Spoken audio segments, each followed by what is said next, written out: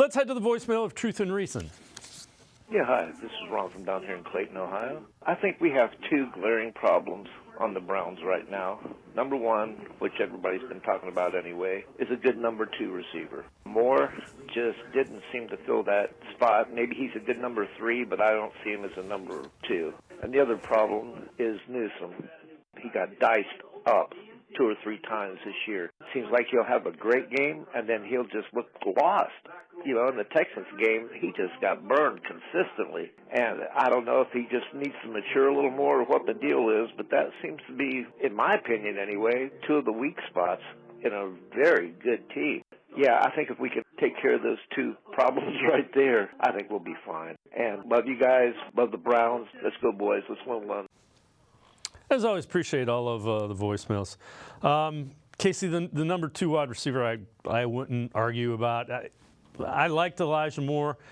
They need more out of him. No pun not intended. Greg Newsome's kind of an intriguing one. I think they're asking him to do some things differently. He probably needs to play a little bit better. I mean, he's a first-round pick. I can see that.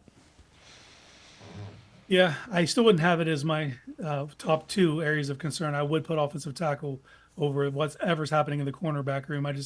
The cornerback room, it's puzzling just because you have your number 1 in Denzel.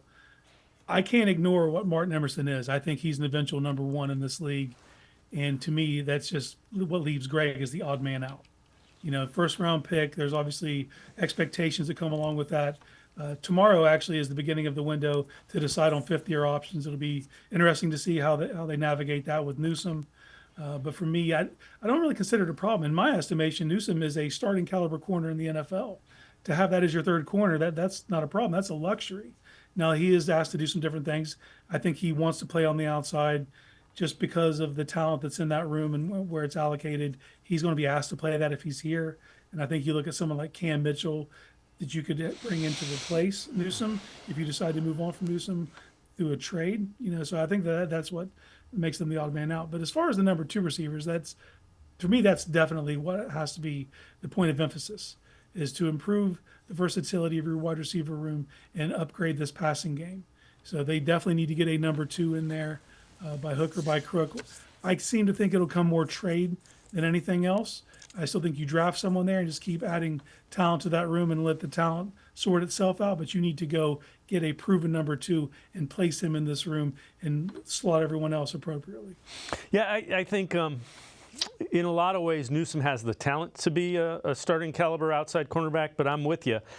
Martin Emerson probably going to be opposite Denzel Ward. So I would imagine they pick up the 5th-year option just because he is a starting caliber corner, and then they figure it out from there.